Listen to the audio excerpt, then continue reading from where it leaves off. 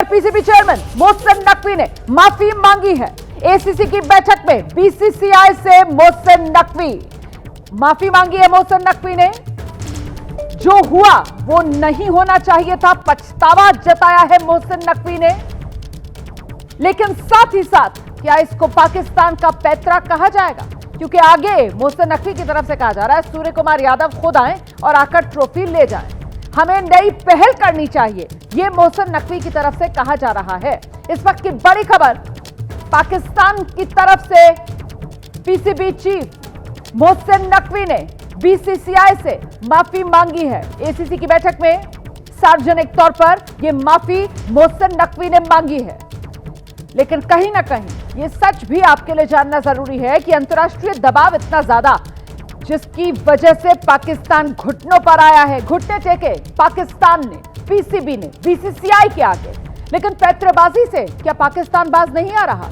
यह सवाल इसलिए क्योंकि अपनी माफी के साथ साथ मोहसिन नकवी आगे क्या कह रहे हैं? वो कह रहे हैं कि सूर्य कुमार यादव खुद आए और आकर ट्रॉफी ले जाएं। तो भाई भारत तो अपना स्टैंड पहले ही क्लियर कर चुका है, हमें तो मोहसिन नकवी से ट्रॉफी चाहिए ही नहीं। भारत मोहसिन नकवी के हाथ से ट्रॉफी लेना ही नहीं चाहता। ये ट्रॉफी चोर पाकिस्तान जो माफी मांगने को तो मजबूर हो गया, लेकिन पैतरेबाजी से बाज नहीं आ रहा है। सूर्य कुमार यादव खुद आकर ट्रॉफी ले जाएं, ये मोहसिन नकवी की तरफ से कहा जा रहा है। आखिरकार मोहसिन नकवी क्यों ट्रॉफी बीसीसीआई के सुपुर्द नहीं कर सकते? इस सवाल का जवाब मोहसिन नकवी को देना चाहिए। मोहसिन नकवी क्या एक बार फिर से ट्रॉफी की राह का रोड़ा बन रहे हैं? मोहसिन नकवी के दिल में क्या एक बार फिर से खोट आ गया है? हम सीधे आपको लेकर चलेंगे। हमारे साथ हमारे सहयोगी गणेश ठाकुर इस वक्त मौजूद हैं। गणेश, अंतर्राष्ट्रीय दबाव इतना कि आखिरकार बीसीसीआई के सामने पाकिस्तान को घुटनों पर आना पड़ा। मोहसिन नकवी ने माफी मांगी, लेकिन क्या कहा जाए? कहते हैं ना कि चोर चोरी से जाए, हेरा फेरी से न जाए। तो माफी तो मोहसिन नकवी मांग रहे हैं, लेकिन सूर्य कुमार यादव आए, आकर खुद ट्रॉफी ले जाएं। ये पैतरेबाजी क्या चल रहा है पाकिस्तान? गणेश देखिए, दुम टेढ़ी है जो जल्दी सीधी नहीं होगी, ऐसा ही हम कह सकते हैं। क्योंकि एक तरफ एसीसी की मीटिंग में सबके सामने माफी मांगी, ये कहा कि पॉलिटिकल प्रेशर की वजह से मुझे इस तरह की भूमिका लेनी पड़ी, क्योंकि ये बातें बंद दरवाजे के अंदर हो रही थी। तो उन्हें ये लगा कि अपनी सारी बातें वो सबके सामने रख दे। तो मोहसिन नकवी ने ये कहा, ये माना कि पाकिस्तान में हो रहे पॉलिटिकल प्रेशर की वजह से उन्हें इस तरह के कदम उठाने पड़े थे, जिसको लेकर वो माफी मांगते हैं। सिर्फ माफी ही नहीं मांगी, उन्होंने भारतीय टीम को अभिनंदन भी किया। आपको पता होगा रोमाना, जब पोस्ट मैच के बाद में इनका स्पीच हुआ था, इसमें उन्होंने भारतीय क्रिकेट टीम का अभिनंदन नहीं किया था, जो प्रोटोकॉल के मुताबिक होना चाहिए था। तो पहले मीटिंग शुरू होने से पहले आशीष शेलार और बीसीसीआई ने और राजीव शुक्ला ने ये मांग रखी कि सबसे पहले तो एसीसी प्रमुख के तौर पर उन्हें भारतीय क्रिकेट टीम का अभिनंदन करना होगा, उसके बाद ही मीटिंग शुरू होगी। तो उन्होंने पहले अभिनंदन किया, बाद में ये ट्रॉफी की बात आई। पहले तो मना कर रहे थे, लेकिन जब आशीष शेलार और राजीव शुक्ला ने ये बात रखी कि अगर वो नहीं मानते हैं तो हम ये मामला पूरी तरह से आईसीसी के पास ले जाएंगे और आईसीसी निर्णय लेगा, इस दबाव में उन्होंने माना ठीक है, मैं ट्रॉफी देने के लिए तैयार हूं, लेकिन सूर्य कुमार यादव आए। लेकिन बीसीसीआई ने इसे मान्य नहीं किया। तीसरी बहुत अहम बात, पाकिस्तान इस पूरे एपिसोड में अकेला पड़ता हुआ नजर आया। कुल मिलाकर 21 देश एसीसी के सदस्य हैं, वो सभी उस समय इस मीटिंग में मौजूद थे और इस मीटिंग में 21 में से 18 देशों ने भारत का समर्थन किया और ये कहा कि जो हुआ वो गलत हुआ, उसके लिए मोहसिन नकवी जिम्मेदार हैं और भारतीय क्रिकेट टीम को ट्रॉफी मेडल दे दिए जाने चाहिए, बिना शर्त के दिए जाने चाहिए। लेकिन मोहसिन नकवी अब दोबारा से वही राग अलाप रहे हैं कि नहीं सूर्य कुमार यादव को आने दीजिए। लेकिन बीसीसीआई ने स्पष्ट किया है कि वो ट्रॉफी वहां रखी जाएगी, दुबई ऑफिस में रखी जाएगी और वहां बीसीसीआई का कोई रिप्रेजेंटेटिव जाकर वो ट्रॉफी मेडल लेगा। सूर्य कुमार यादव या कोई भी शख्स बीसीसीआई की तरफ से मोहसिन नकवी के हाथों से ये ट्रॉफी मेडल नहीं लेगा। गणेश, कुछ साफ हो पा रहा है क्या कि फिलहाल वो ट्रॉफी कहां है? पाकिस्तान ट्रॉफी चोर, मोहसिन नकवी ट्रॉफी और भारतीय टीम के मेडल्स। वो ट्रॉफी जिसकी हकदार टीम इंडिया है, वो ट्रॉफी जो टीम इंडिया ने एशिया का किंग बनने के बाद जीती है। मैदान पर रणभूमि में एक तरीके से उतरकर, रन बनाकर, पाकिस्तान को धूल चटाकर, पाकिस्तान के छक्के छुड़ाकर आखिरकार वो ट्रॉफी फिलहाल कहां है और अब वो ट्रॉफी भारत कैसे आएगी, कब तक आएगी, इसको लेकर क्या जानकारी है गणेश? जी देखिए, बीसीसीआई सूत्र तो बहुत कॉन्फिडेंट है कि ये ट्रॉफी बहुत जल्द आएगी, क्योंकि मोहसिन नकवी को हम कह सकते हैं नाक रगड़ने पर मजबूर कर दिया और वो माफी मांगते नजर आए। तो अब आखिरी कुछ दांवपेच या एक पॉलिटिकल स्कोर पाकिस्तान में दिखाने के लिए कि मैंने भारतीय क्रिकेट टीम का ये कैसा विरोध किया या भारत का कैसा विरोध किया, वो सब ये कर रहे हैं। लेकिन जो मेरे सूत्र बताते हैं कि बहुत जल्द वो ट्रॉफी आएगी। ट्रॉफी दुबई में है और ये बात उस मीटिंग में भी आई थी कि ट्रॉफी कहाँ है और कब तक दी जाएगी। तो मोहसिन नकवी ने उसके ट्रॉफी मेडल्स के लोकेशन के बारे में नहीं कहा। उन्होंने कहा कि एसीसी के पास ये ट्रॉफी मौजूद है, यानी दुबई में ये ट्रॉफी मौजूद होगी और मेडल्स वहां रखे गए हैं, तो ये देने के लिए तैयार है। लेकिन वही वो शर्त रख रहे हैं। इस पर भी बीसीसीआई ने अपना रुख साफ कर दिया है और मुझे लगता है कि शाम होते होते इस पर मोहसिन नकवी को इस आखिरी मुद्दे पर भी झुकना होगा और ट्रॉफी मेडल्स भारतीय या बीसीसीआई को देना पड़ेगा। तो मतलब ये कहा जाएगा ना गणेश ठाकुर कि आखिरी पैतरा जो खेलने की कोशिश मोहसिन नकवी ने की, देखिए घिर गए थे, अलग थलग पड़ गए थे। जैसे पाकिस्तान हमेशा हर अंतर्राष्ट्रीय मंच पर अलग थलग पड़ता है, जैसे पाकिस्तान हमेशा हर अंतर्राष्ट्रीय मंच पर बेनकाब होता है, बिल्कुल इसी तरीके से ये एसीसी की बैठक और इस एसीसी की बैठक में भी पाकिस्तान बेनकाब हुआ, पाकिस्तान अलग थलग पड़ा, पाकिस्तान को भारत के सामने घुटनों पर आने के लिए मजबूर होना पड़ा। पाकिस्तान ने दुनिया के सामने एसीसी की इस बैठक में तमाम जो देशों के रिप्रेजेंटेटिव्स थे उनके सामने भारत से माफी मांगी और आखिरी पैतरा जो आजमाने की कोशिश की उसमें भी मुंह की खाई है अब मोहसिन नकवी ने, क्योंकि बीसीसीआई की तरफ से तभी साफ कर दिया गया है कि नहीं, सूर्य कुमार यादव तो नहीं आएंगे ट्रॉफी लेने के लिए, ट्रॉफी तो आपको खुद देनी पड़ेगी। गणेश जी बिल्कुल रोमाना, जो आप बात कह रही थी वो साफ होती है कि 18 देश भारत के साथ नजर आए। 21 में से एक देश तो पाकिस्तानी है और 2 देश उनको समर्थन या उस तरह की भूमिका लेते हुए नजर आए थे। लेकिन 21 में से 18 देशों ने भारतीय क्रिकेट टीम का, बीसीसीआई का समर्थन किया और ये कहा कि जो हुआ गलत हुआ। भारतीय क्रिकेट टीम इस ट्रॉफी को डिजर्व करती है, वो दे देनी चाहिए थी। अगर उन्होंने कोई बात रखी है तो उसको सुन लेना चाहिए था, लेकिन इस प्रकार ट्रॉफी चुराना नहीं चाहिए था, क्योंकि भारतीय क्रिकेट टीम कहीं गई नहीं। बातें ये रखी गई थी मीटिंग में कि भारतीय क्रिकेट टीम ड्रेसिंग रूम में चली गई थी, दरवाजे बंद कर दिए थे, लेकिन तस्वीरें साफ बता रही थी कि पूरी टीम उस समय प्रेजेंटेशन शुरू होने से पहले क्रिकेट ग्राउंड पे मौजूद थी। 1 घंटा जब ये पूरा ड्रामा चला उस समय भी मौजूद थी और मोहसिन नकवी भागे थे ट्रॉफी लेकर। एसीसी के रिप्रेजेंटेटिव मोहसिन नकवी के कहने पर भागे थे। तो भारतीय क्रिकेट टीम कहीं नहीं गई, वो वहीं मौजूद थी, लेकिन एक स्टैंड लेके गए थे, क्योंकि उसके पीछे की राजनीति अलग थी और उसी राजनीतिक कारण की वजह से ही मोहसिन नकवी के हाथों से ट्रॉफी नहीं ली गई थी। मोहसिन नकवी पर यह भी बात कही गई सभी देशों ने कि आप एसीसी प्रमुख होने के नाते राजनीति को दरकिनार करते हुए आपने सबसे पहले भारतीय क्रिकेट टीम का अभिनंदन करना चाहिए था, जो आपने नहीं किया। अगर आप इस तरह की भूमिका लेंगे तो भारतीय क्रिकेट टीम भी अपने स्टैंड पर जिस तरह अड़ी हुई थी वो भी जायज है, ये कहना सही होगा। ये बात रखी गई और 18 देशों ने समर्थन किया। पाकिस्तान को वहां पर भी मुंह की खानी पड़ी और इसमें जो सूत्र बताते हैं कि बहुत अहम भूमिका जो डिप्लोमेटिक चैनल्स थे उसको अपने पक्ष में करने के लिए बहुत अहम भूमिका निभाई थी आईसीसी चेयरमैन जय शाह ने।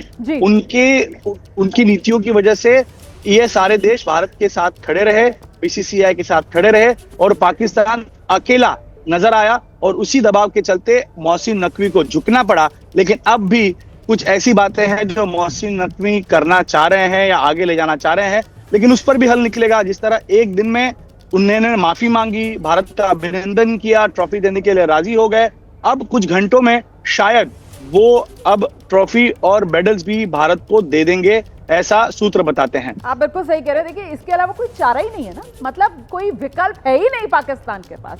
भाई वो ट्रॉफी हमारी है, चैंपियन हम बने हैं। एशिया का किंग कौन? Team India. और हकदार उस कप की कौन? Team India. और ट्रॉफी चोर कौन? पाकिस्तान। इस बीच एशिया कप में पाकिस्तान की हार के बाद मोहसिन नकवी घिर गए हैं अपने ही घर में, मतलब पाकिस्तान में, अपने ही देश में मोहसिन नकवी निशाने पर आए हैं।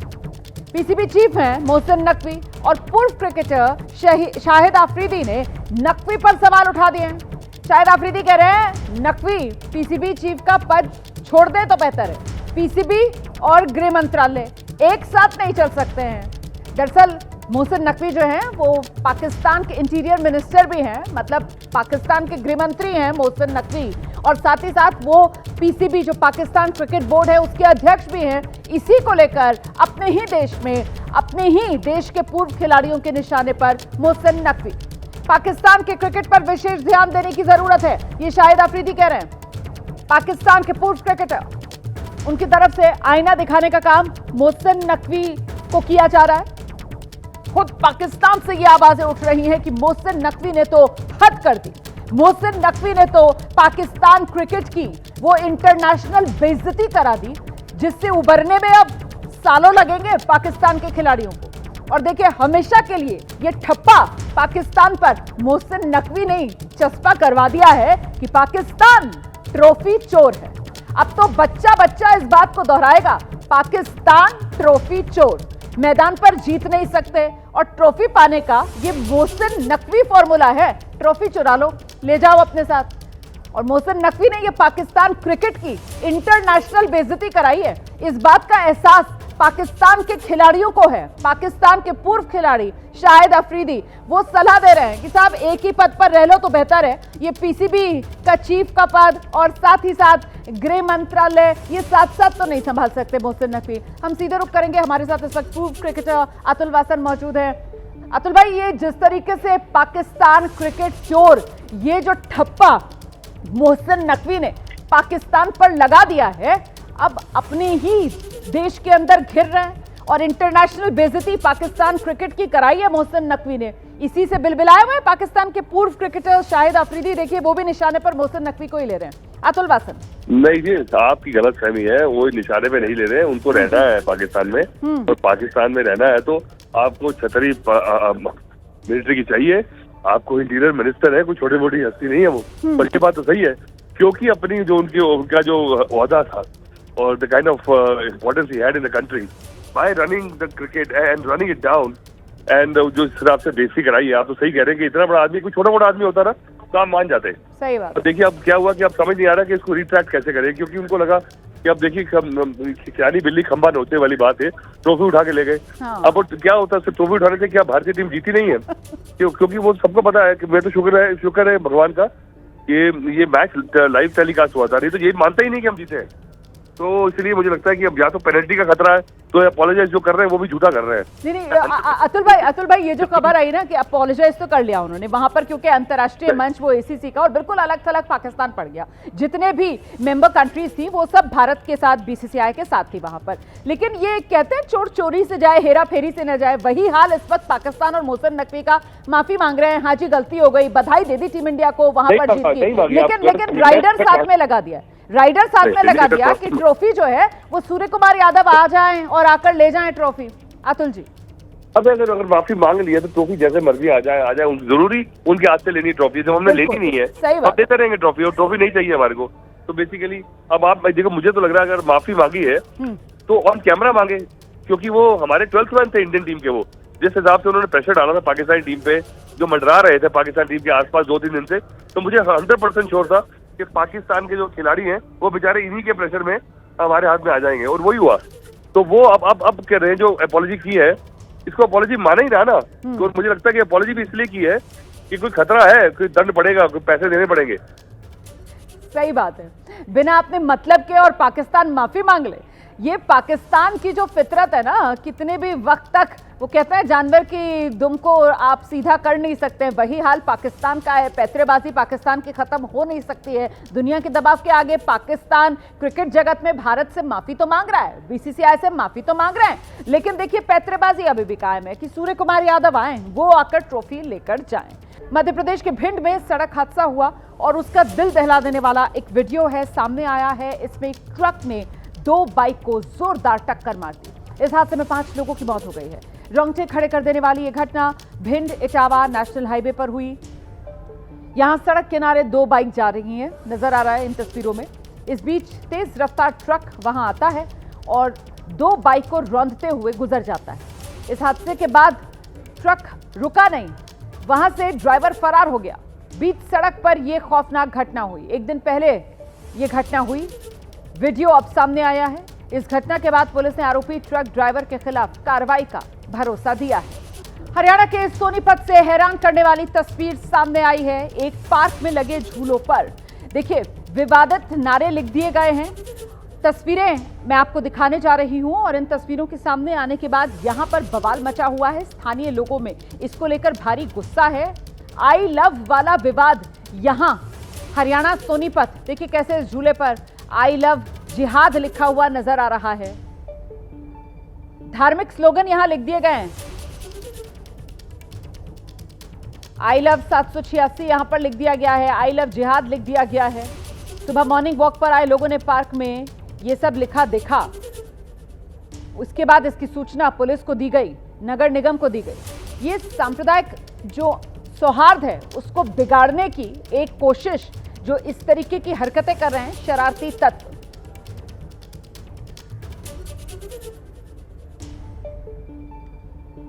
उत्तर प्रदेश में लंगड़ा गैंग ने दहशत फैला रखी। बीते 20 दिन में आदमखोरों का ये गैंग है। 6 लोगों को इसने अपना शिकार बना लिया है। दहशत इतनी है कि बहराइच में कोई भी अकेले घर से बाहर नहीं निकल पा रहा। आलम यह हो गया है कि घर के अंदर जाकर भी भेड़ियों का ये गैंग अब तो बच्चों को, बुजुर्गों को अपना शिकार बना रहा है। और ये सब कुछ हो रहा है उत्तर प्रदेश की राजधानी है लखनऊ।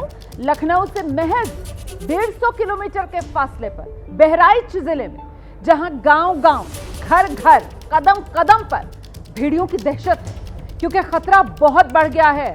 और इसी वजह से एबीपी न्यूज ने खूंखार शिकारियों के आतंक पर ग्राउंड जीरो से जायजा लिया। भेड़ियों के आतंक से लेकर वन विभाग की क्या है तैयारियां, सब कुछ आगे आपको दिखाएंगे।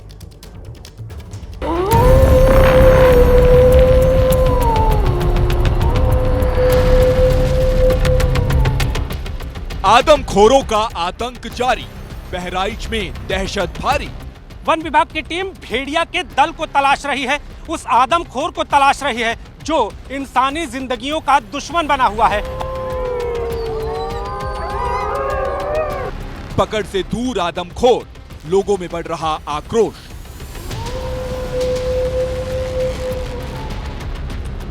अकेले नहीं कहीं जाते हैं सब, अकेले जाए तो मैंने जनता को इधर खा ली। बहुत डर है, इसको हद है डर से मारे। वन विभाग की तगड़ी तैयारी, कब पकड़े जाएंगे शिकारी। जमीन पर भी फोर्स तैनात, ड्रोन से भी हो रही तलाश। जाल बिछाया, टीम भी तैयार, अब आदमखोरों का होगा शिकार।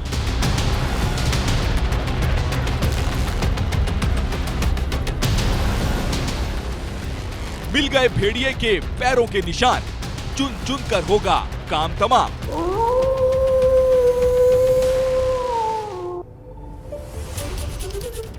देखिए बहराइच में हर बार की तरह इस सितंबर में भी भेड़ियों ने आतंक मचा रखा है।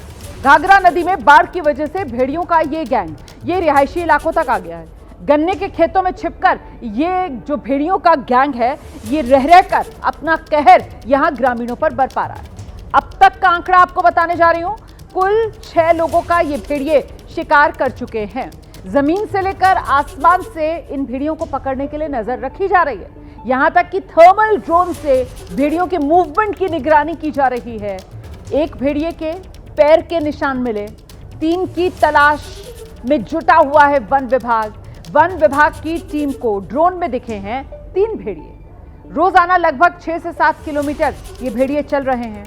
पूरे इलाके में दहशत का माहौल है और लोग जो हैं वो खुद ही अपनी सुरक्षा के लिए लाठी डंडे लेकर निगरानी कर रहे हैं अपने अपने इलाकों में।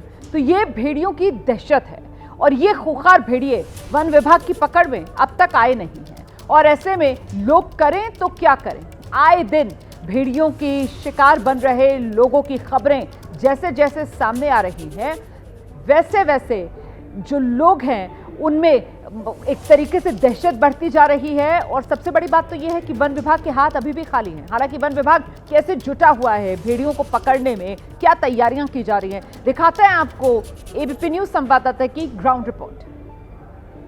आदमखोर बचने नहीं पाएगा, उसकी तलाश वन विभाग की टीम लगातार कर रही है और एबीपी न्यूज भी उनके साथ जो भेड़िया हैं उनकी तलाश में आगे बढ़ रहा है। आप देखिए यहाँ पर एक एक जगह को बारीकी से तलाश किया जा रहा है। जो वन विभाग की टीम है ड्रोन के अलावा अपनी निगाहों से जो पूरा क्षेत्र है, अब देखिए ये पूरा जो क्षेत्र है यहाँ पर तलाश कर रही है भेड़िया को। ये वो क्षेत्र है जहाँ से अनुमान लगाया जा रहा है कि भेड़िया की लोकेशन मिलेगी। सामने आपको जो दल दिखाई दे रहा है वो वन विभाग का है।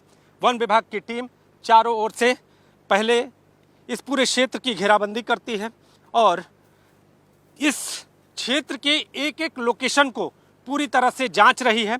हर एक ओर को कहा जा रहा है कि पूरी तरह से जांच के परख के कि आखिर कहीं ऐसे निशान तो नहीं मिले हैं जहां पर से भेड़िया, जो 3 भेड़िया अभी बचे हुए हैं वो गुजरे हैं।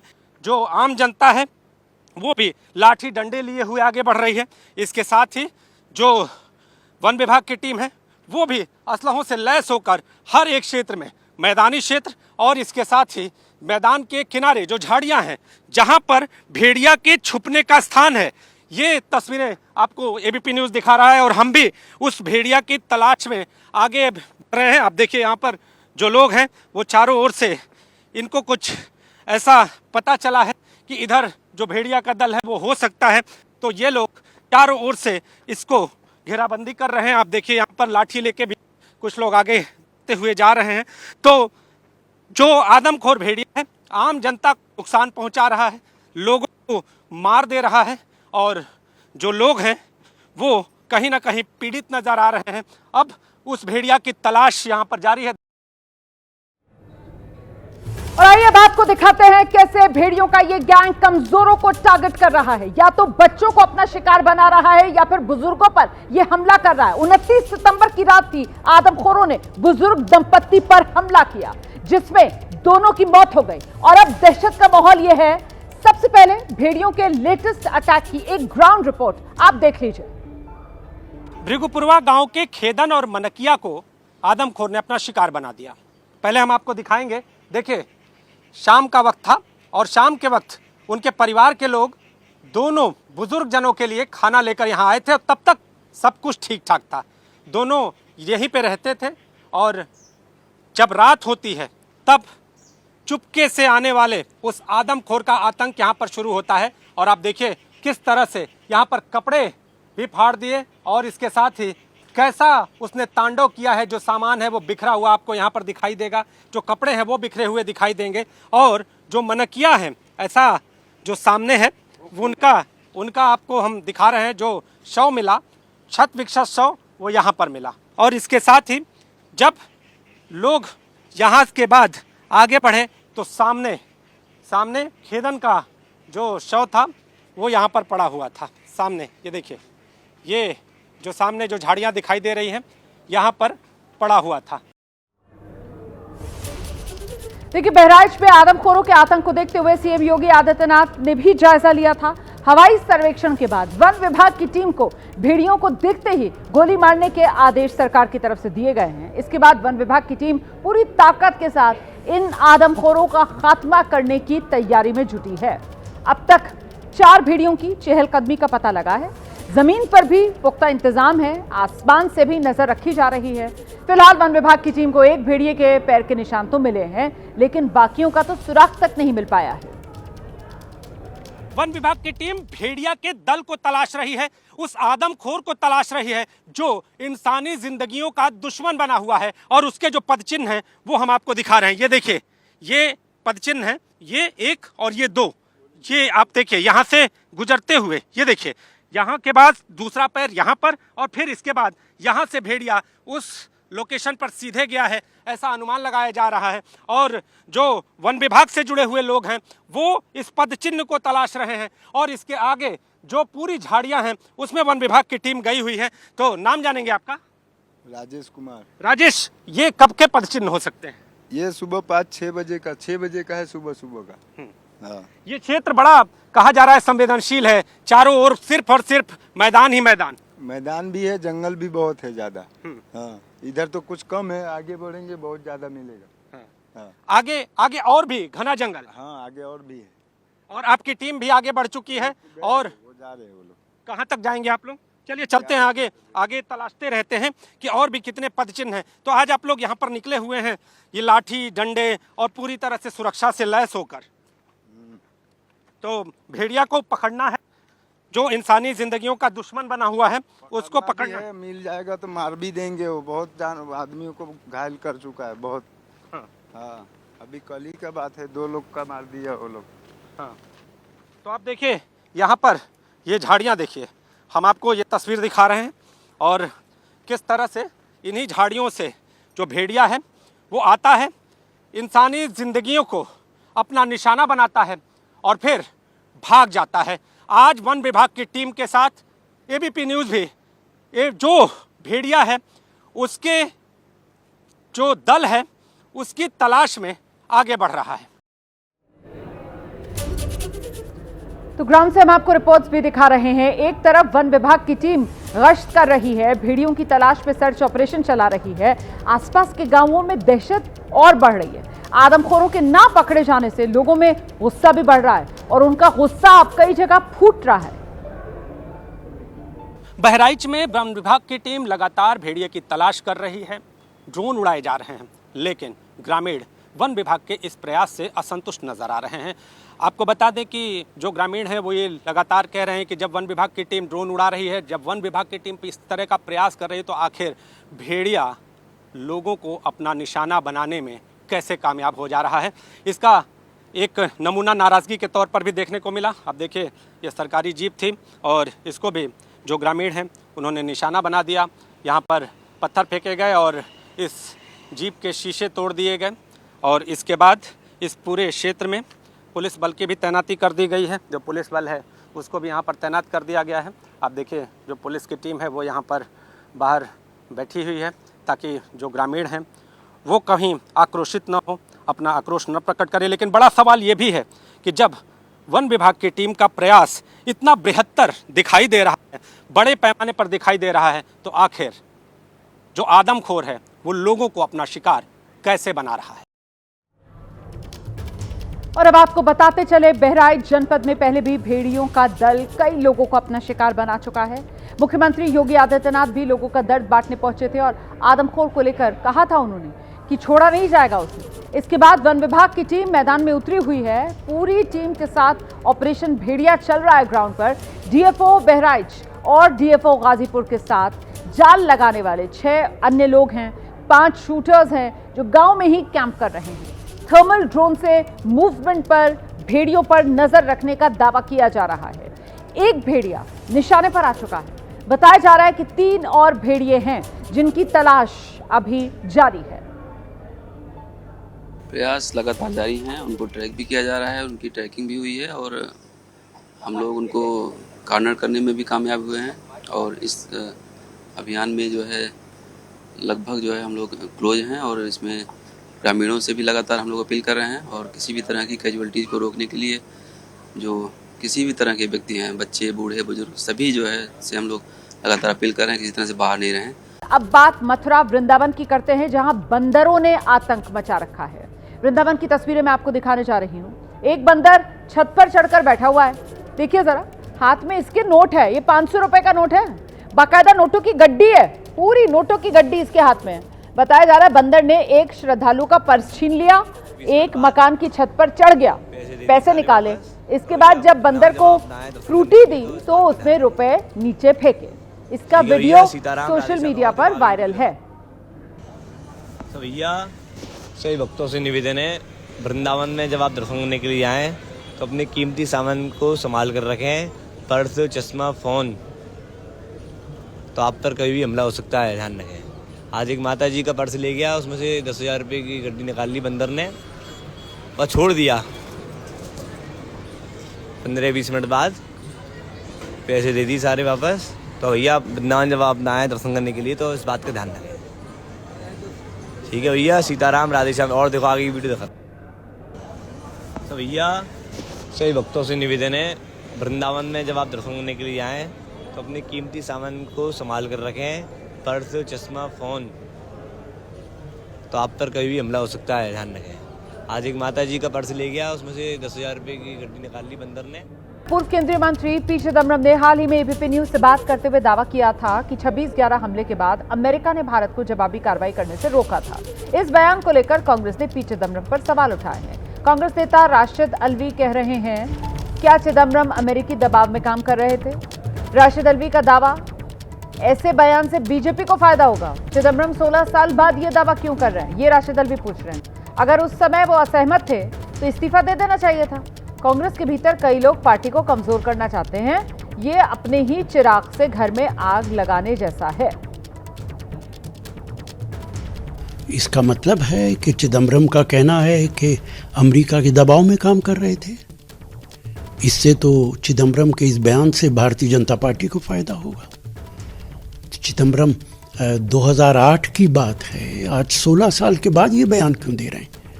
और अगर वो ये बात नहीं चाहते थे तो उस वक्त उनको इस्तीफा दे देना चाहिए था। कांग्रेस के अंदर बहुत लोग कांग्रेस को कमजोर करना चाहते हैं। घर को आग लग गई घर के चिराग से। आज 18 साल 16 साल के बाद इस बयान का क्या मतलब है? क्यों आप साबित करना चाहते हैं कि यूपीए की सरकार अमेरिका के दबाव में काम कर रही है? इसका मतलब है कि आप बीजेपी को मजबूत करना चाहते हैं।